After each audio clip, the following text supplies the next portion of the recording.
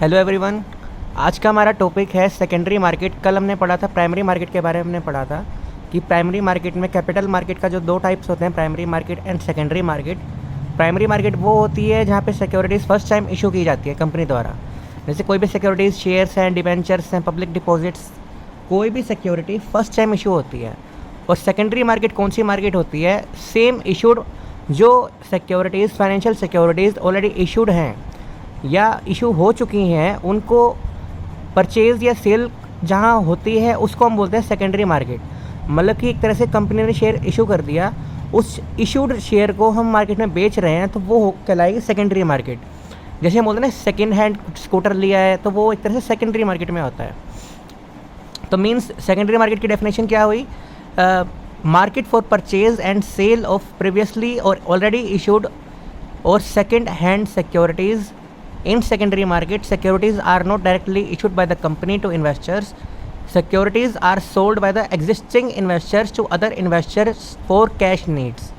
मतलब कि अगर मान लो फॉर एग्जांपल कंपनी ने एक शेयर इशू कर दिया प्राइमरी मार्केट में, जो मेरे पास एक शेयर आ गया और मुझे पैसे की ज़रूरत है और मैं उस शेयर को बेच रहा हूँ, तो जिस एरिया में मैं बेच रहा हूँ उस जगह को बोलते हैं हम सेकेंडरी मार्केट। एरिया को नहीं, मतलब कि उस मार्केट को बोलेंगे सेकेंडरी मार्केट, क्योंकि ऑलरेडी इशूड सिक्योरिटीज़ उसमें सेल हो रही है और परचेज़ हो रही है। अब सेकेंडरी मार्केट को हम स्टॉक एक्सचेंज भी बोलते हैं। स्टॉक एक्सचेंज की तरह से अलग से डेफिनेशन है कि an organisation, body of individuals whether incorporated और not established for the purpose of assisting, regulating and controlling of the business in buying selling of the securities. एक ऐसी ऑर्गेनाइजेशन जो कॉरपोरेट भी हो सकती है और इनकॉर्पोरेट भी हो सकती है, जिसका पर्पस है बाइंग सेलिंग ऑफ जो सिक्योरिटीज़ हैं उस बिज़नेस को हेल्प करना, रेगुलेट करना और कंट्रोल करना। ठीक है, ये तो हमने पढ़ लिया सेकेंडरी मार्केट होता क्या है। अब हम आगे पढ़ेंगे, जो हमारा ज़्यादा बड़ा टॉपिक है भी नहीं आज का। तो फिर हमारा टॉपिक आता है फंक्शंस ऑफ स्टॉक एक्सचेंज और सेकेंडरी मार्केट। कि हमारे जो फंक्शंस हैं सेकेंडरी मार्केट के, इसके टोटल 9 फंक्शंस हैं सेकेंडरी मार्केट के, जिसमें से पहला पॉइंट है इकोनॉमिक बैरोमीटर। स्टॉक एक्सचेंज या जो सेकेंडरी स्टॉक मार्केट हमारी होती है, वो एक तरह से रिलायबल सोर्स होता है, रिलायबल बैरोमीटर होता है कि अपनी कंट्री की जो इकोनॉमिक कंडीशन होती है उसको मेज़र करने का। बैरोमीटर का मतलब एक तरह से मेज़रमेंट हम कर सकते हैं कि स्टॉक एक्सचेंज अगर ऊपर की तरफ जा रहा है तो हमारा जो इकोनॉमिक कंडीशन है वो ऊपर की तरफ जा रही है। अगर हमारा स्टॉक एक्सचेंज नीचे की तरफ जा रहा है तो हमारी इकोनॉमिक कंडीशन नीचे की तरफ जा रही है। जैसे जिसमें मैंने दिखा भी रखा, मतलब लिखा भी हुआ है, राइज और फॉल जो होते हैं शेयर प्राइसेस में। अगर प्राइसेस बढ़ रहे हैं तो उसका मतलब कि बूम है। बूम पीरियड आपको पता है कि क्या होता है, कि high demand, high stock, high investment. और सेम अगर प्राइसेस गिर रहे हैं तो उसका मतलब होता है रिसेशन साइकिल शुरू हो रहा है, जिसमें ना ही डिमांड है, ना ही इन्वेस्टमेंट है, ना ही कुछ है। तो एक तरह से स्टॉक एक्सचेंज को इकोनॉमिक में पल्स भी कहा जाता है, इकोनॉमिक की पल्स भी कहा जाता है कि ये एक तरह से जान है। अगर स्टॉक एक्सचेंज सही नहीं चल रहा है तो इससे मतलब कंट्री की इकोनॉमिक कंडीशन ठीक नहीं चल रही है। फिर नेक्स्ट पॉइंट आता है प्राइसिंग ऑफ सिक्योरिटीज़। जो स्टॉक मार्केट होता है वो एक तरह से वैल्यूएशन में भी हेल्प करता है। जैसे आपको सभी को पता है कि मार्केट में 2 चीज़ें होती है, डिमांड एंड सप्लाई। कि डिमांड का पॉजिटिव रिलेशन होता है और सप्लाई का नेगेटिव रिलेशन होता है प्राइसेस से। कि अगर डिमांड इंक्रीज़ हो रही है किसी भी चीज़ की तो उसका प्राइसेस भी बढ़ते जाते हैं, और अगर सप्लाई अगर कम होती है तो प्राइसेस बढ़ते हैं। तो सेम चीज़ इसमें भी है, प्राइसिंग ऑफ सिक्योरिटीज़ में भी। जो प्रॉफिटेबल या ग्रोथ ओरिएंटेड कंपनीज होती हैं उनका जो शेयर प्राइसेस होते हैं वो एक तरह से हायर वैल्यूएशन के साथ रखे जाते हैं, जिनकी क्योंकि मोर डिमांड है। क्योंकि मोस्टली इन्वेस्टर्स उन कंपनी के शेयर्स खरीदना चाहेंगे जो कंपनीज प्रॉफिट अर्न कर रही हैं, जो ग्रोथ ओरिएंटेड कंपनीज हैं, instead of those companies which are not earning any profit. तो जो कंपनीज एक तरह से ग्रोथ ओरिएंटेड नहीं है, जो प्रॉफिट में नहीं चल रही हैं, उन कंपनी के शेयर प्राइसेस एक तरह से नीचे शो होंगे। Valuation of securities is useful for investors, creditors and government.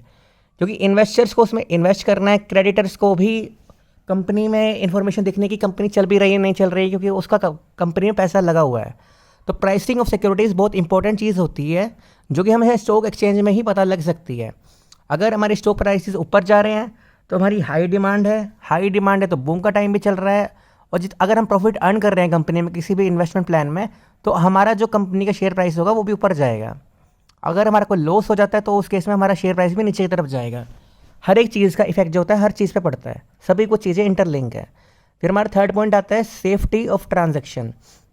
जो कि लिस्टेड सिक्योरिटीज़ होती हैं स्टॉक एक्सचेंज में, सिर्फ वो ही अपनी कंपनीज, मतलब वही उन्हीं कंपनीज का नाम सिर्फ उसमें शो होता है।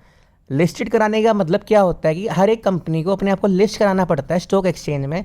जैसे मेजरली इंडिया में 2 स्टॉक एक्सचेंज हैं, जैसे आपने सुना ही होगा, Bombay stock exchange and NSE, Nifty जिसको हम बोलते हैं, BSE एंड NSE।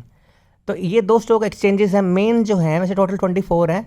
इनके अंदर आपको अपनी कंपनी का जो शेयर है वो रजिस्टर कराना पड़ेगा। उसके बाद ही स्टॉक एक्सचेंज की तो अथॉरिटीज़ हैं वो आपकी कंपनी के नाम को एक तरह से शामिल करेंगे अपने ट्रेड लिस्ट में, जिससे कि आपकी जो साउंडनेस है वो वेरीफाई हो जाए। ऐसा ना हो कि आपकी कोई कंपनी है और आपका शेयर प्राइस उसमें लिस्ट हो रहा है, लेकिन आपकी कंपनी का कोई सिक्योरिटी या कोई सेफ्टी नहीं है इन्वेस्टमेंट करने के लिए। तो स्टॉक एक्सचेंज ने क्या कहा है कि इन्वेस्टर की सेफ्टी बनाए रखने के लिए पहले कंपनी को अपने आप को लिस्टिंग करानी पड़ेगी स्टॉक एक्सचेंज में, उसके बाद ही सेकेंडरी मार्केट में उसमें डीलिंग हो सकती है, जिससे कि सेफ्टी ऑफ ट्रांजेक्शन्स बनी रहे।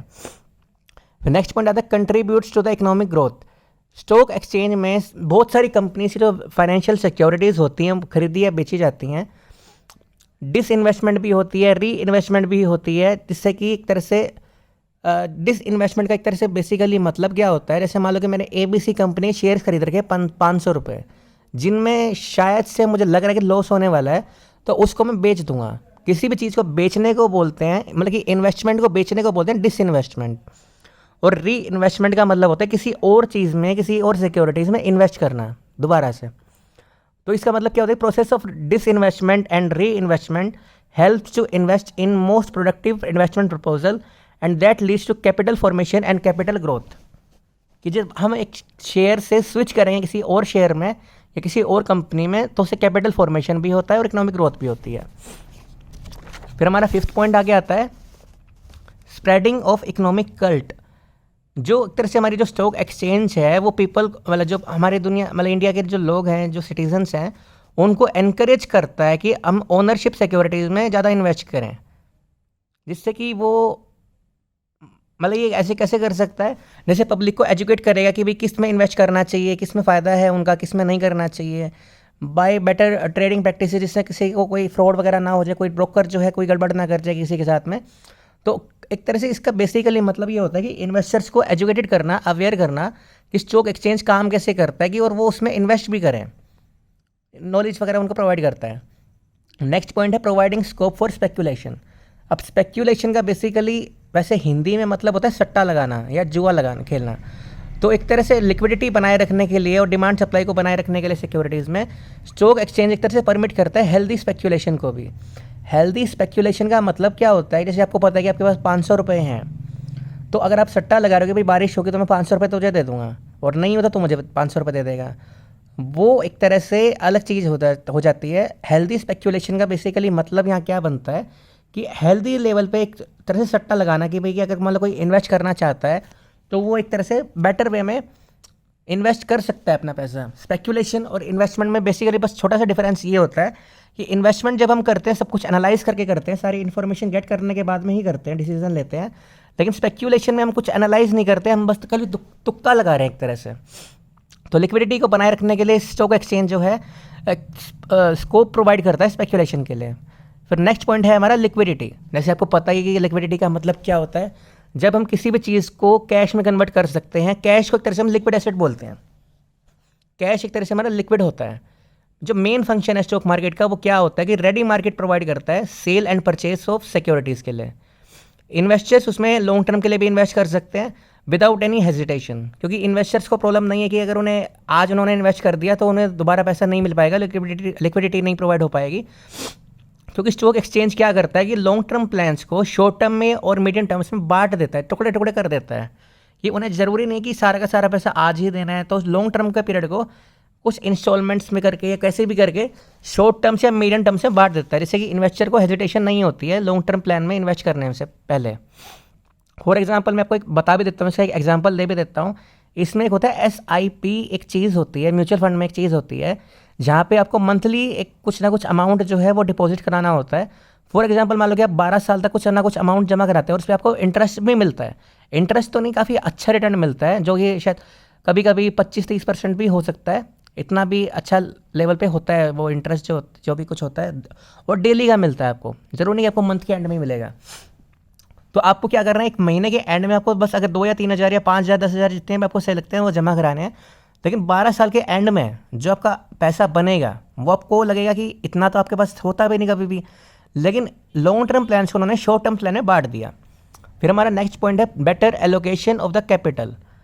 जो प्रॉफिट मेकिंग कंपनीज की जो शेयर्स होते हैं वो एक तरह से हाई प्राइसेस के ऊपर कोट किए जाते हैं, और एक तरह से मार्केट में बहुत ज़्यादा बिकते भी रहते हैं। क्यों बिकते हैं? जो कंपनीज प्रॉफिट अर्न कर रही है उनके जो शेयर होंगे उनकी तो डिमांड हाई हो ही जाएगी, तो लोग ज़्यादातर उसे को ही खरीदना चाहेंगे। लेकिन जो पब्लिक है उन सिक्योरिटीज़ को खरीदने में हेजिटेशन फील करेगी जो लॉस क्रिएट कर रही हैं, लॉस से गुजर रही हैं। तो स्टॉक एक्सचेंज क्या करता है कि allocation of investors fund to profitable channels, मतलब कि जो कंपनीज प्रॉफिट अर्न कर रही हैं उनके लिए एक तरह से इन्फॉर्मेशन प्रोवाइड करता है इन्वेस्टर्स को कि भाई ये लॉस मेकिंग कंपनीज हैं, तो अपना डिसीजन आप सोच समझ के लें। तो उससे क्या हो सकता है कि स्टॉक एक्सचेंज एक तरह से फैसिलिटेट कर रहा है इन्वेस्टर्स के फंड को कि वो प्रॉफिटेबल जगह पे ही लगे, कोई लॉस मेकिंग कंपनी में ना जाए। फिर हमारा लास्ट पॉइंट आता है promotes the habits of the saving and investment. Stock market क्या करता है मेजरली कि एक तरह से अट्रैक्टिव अपॉर्चुनिटीज़ प्रोवाइड करता है इन्वेस्टर्स को कि वो एक तरह से इन्वेस्टमेंट कर सकें वेरियस सिक्योरिटीज़ में।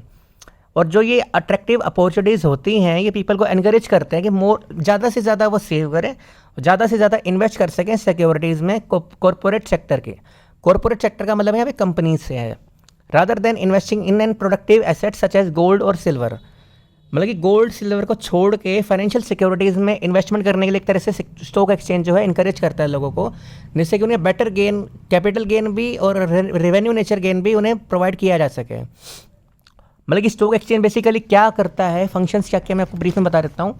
पहला पॉइंट है कि स्टॉक एक्सचेंज से इकोनॉमिक कंडीशन का पता चलता है कंट्री की इकोनॉमिक कंडीशन जो है ऊपर जा रही है नीचे जा रही है। Pricing of securities demand and supply पे मैटर करती है, डिपेंड करती है। सेफ्टी ऑफ ट्रांजैक्शंस, उनको सारी इन्फॉर्मेशन दी जाती है। कंपनी को पहले लिस्ट कराना पड़ता है अपने को स्टॉक एक्सचेंज में, और वो सिर्फ तभी हो सकता है जब स्टॉक एक्सचेंज उनके सारे डॉक्यूमेंट्स साउंडनेस को चेक कर लेती है, जिससे कि इन्वेस्टर की जो ट्रांजैक्शन है वो सेफ रहे। जो स्टॉक एक्सचेंज है वो एक तरह से इकोनॉमिक ग्रोथ को भी कंट्रीब्यूट करता है। क्यों कंट्रीब्यूट करता है? क्योंकि डिसइन्वेस्टमेंट एंड री इन्वेस्टमेंट जो कि प्रोडक्टिव इन्वेस्टमेंट प्रपोजल हो सकते हैं उसमें री इन्वेस्टमेंट करने से कैपिटल फॉर्मेशन और इकोनॉमिक ग्रोथ में कंट्रीब्यूशन होता है। फिर नेक्स्ट पॉइंट है हमारा इकोनॉमिक कल्ट का। इसमें क्या होता है कि इन्फॉर्मेशन प्रोवाइड करना, अवेयरनेस स्प्रेड करना, प्रोवाइडिंग स्कोप फॉर स्पेक्यूलेशन। एक स्टॉक एक्सचेंज में एक स्पेक्यूलेशन के लिए भी जगह छोड़ दी जाती है कि अगर आप कोई अपना पैसा इन्वेस्ट करना चाहते हैं तो स्पेक्यूलेशन भी कर सकते हैं, ज़रूरी नहीं कि आपको हर बार सभी चीज़ें एनालाइज करने के बाद ही पैसा लगाना है। फिर नेक्स्ट है लिक्विडिटी, क्योंकि लिक्विडिटी का मतलब होता है कि अरे इन्वेस्टर सोचता है कि 12 साल के लिए पैसा लगा रहा हूँ, 12 साल बाद पैसा मिलेगा, तो लॉन्ग टर्म हो जाता है। तो उसे सारा का सारा पैसा आज नहीं देना है, तो उसे टुकड़े कर दिए जाते हैं लॉन्ग टर्म के, शॉर्ट टर्म्स में और मीडियम टर्म्स में। तो एक तरह से रेडी मार्केट प्रोवाइड होती है इनको सेलर परचेज ऑफ सिक्योरिटीज़ के लिए। जैसे अगर इन्वेस्टर कोई सोचता है कि मैं 12 साल के लिए मैंने कोई सिक्योरिटी ले ली और बीच में मुझे कैश चाहिए हुआ, तो वो सिक्योरिटी को बीच में बेच भी सकता है शॉर्ट टर्म पीरियड में या मीडियम टर्म पीरियड में। फिर नेक्स्ट है better allocation of the capital. इसमें क्या है कि जो प्रॉफिट मेकिंग कंपनीज होती हैं उनके शेयर प्राइसेस हायर रेट पे फिक्स किए जाते हैं, क्योंकि पब्लिक हेजिटेट करती है। ये सिंपल प्रोसीजर है, वो सिस्टम है, वो ये डिमांड एंड सप्लाई का। जो कंपनीज प्रॉफिट अर्न कर रही हैं हमें लगेगा कि अगर वहाँ पे हम जाएंगे तो हमें भी प्रॉफिट होगा, नहीं तो हमें भी लॉस हो जाएगा। तो सिंपल सी बात है, प्रॉफिट मेकिंग कंपनीज के ही हम शेयर खरीदना चाहेंगे, लॉस मेकिंग कंपनीज के हम शेयर नहीं खरीदना चाहेंगे। तो स्टॉक एक्सचेंज एक तरह से क्या करता है कि फैसिलिटेट करता है कि इन्वेस्टर का जो फंड है, जो शेयर होल्डर्स का जो भी कोई इन्वेस्टमेंट कर रहा है, उसका पैसा एक तरह से प्रॉफिटेबल चैनल पर ही लगे। फिर लास्ट पॉइंट है हमारा promotes the habits of savings and investment. Stock market जो एक तरह से अट्रैक्टिव अपॉर्चुनिटीज़ प्रोवाइड करता है इन्वेस्टमेंट के लिए वेरियस सिक्योरिटीज़ में, रादर देन अनप्रोडक्टिव एसेट्स खरीदे कोई लोग गोल्ड सिल्वर की जगह, वो प्रोडक्टिव एसेट्स जैसे फाइनेंशियल सिक्योरिटीज़ में इन्वेस्टमेंट करें तो ज़्यादा फायदा रहेगा उनका। कॉर्पोरेट सेक्टर में इन्वेस्टमेंट करें तो ज़्यादा फायदा रहेगा कंपनीज़ का भी और इन्वेस्टर्स का भी। तो ये था हमारा आज का topic, stock exchange, secondary market and functions of the stock exchange. Thank you.